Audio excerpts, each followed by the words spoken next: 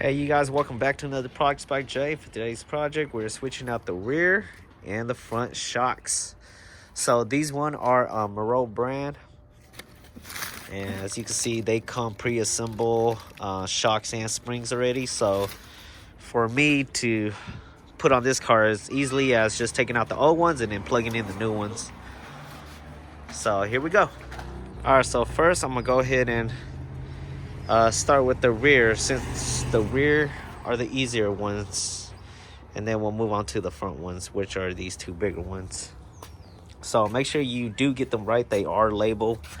It'll let you know which side is left, which side is right. Like this one has an L, this other one has a sticker with R. So these ones you can see on top, it'll let you know this one's the left side, and then this one has a R, so that's the right side. So that way you know how to assemble all this stuff.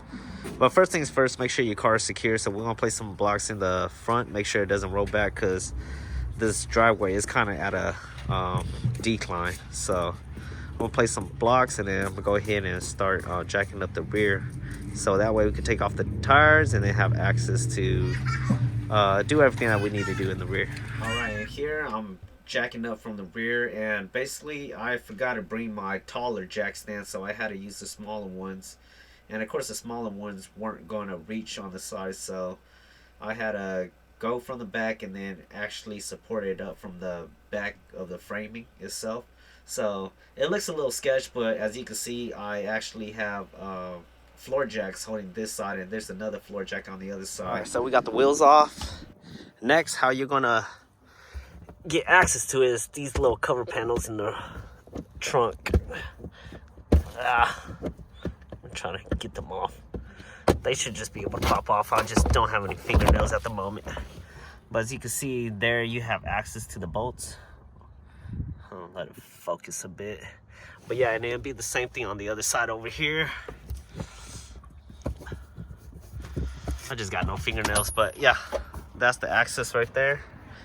And then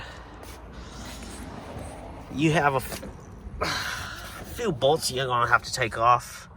Obviously there's that one right there, and then we might have to take off this rear control arm too, just so we could flex this whole unit down and then bring down the whole shock assembly, and that way it could clear this top lip right here, so we could remove it.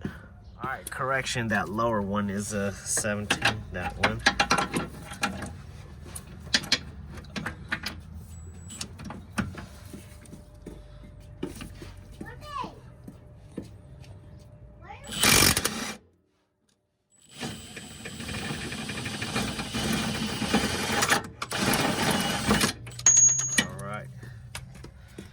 And then next will be this bolt right here.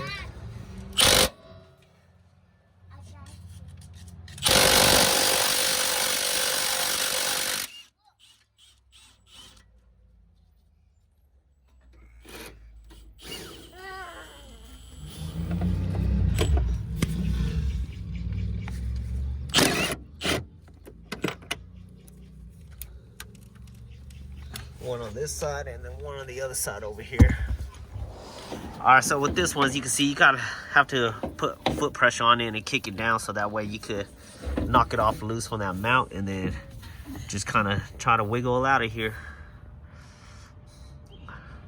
All right, go ahead, try to put more foot pressure, see if I can squeeze it out. Yep, just like that. And then should be as simple as that, and then you're just gonna repeat the same on the other side.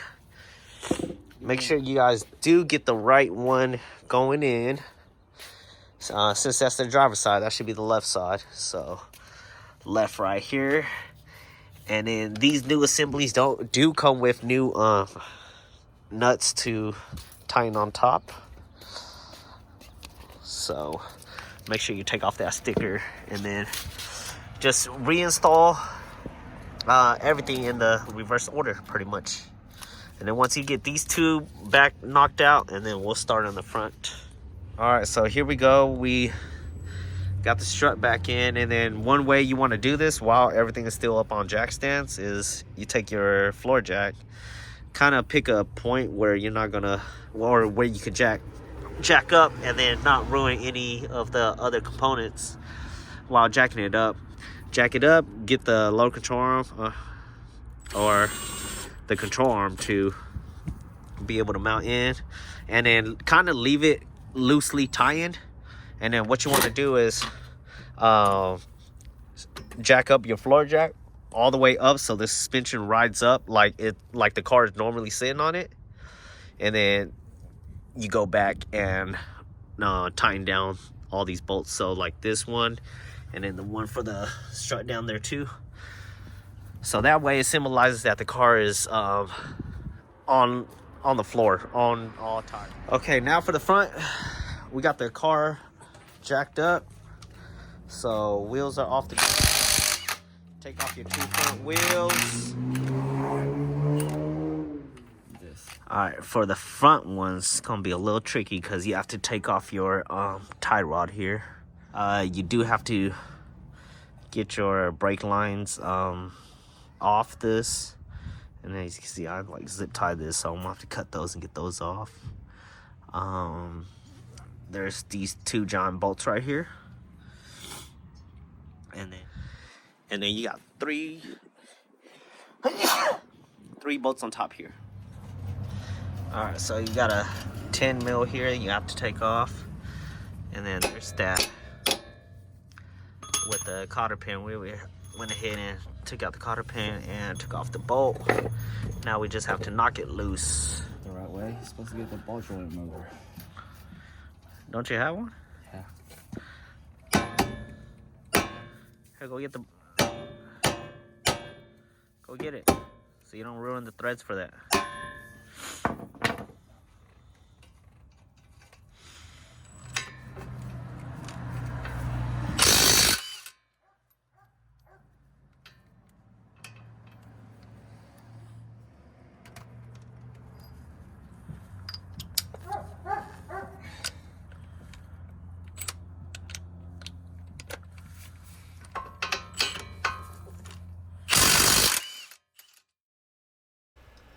Alright, and here I didn't actually get footage of us taking out the old one, but basically once you loosen everything, it should just fall right out, and then in goes the new one, just in reverse installation. So it's pretty easy, but in comparison, I would say the back ones were actually a little more tougher to get to than the front.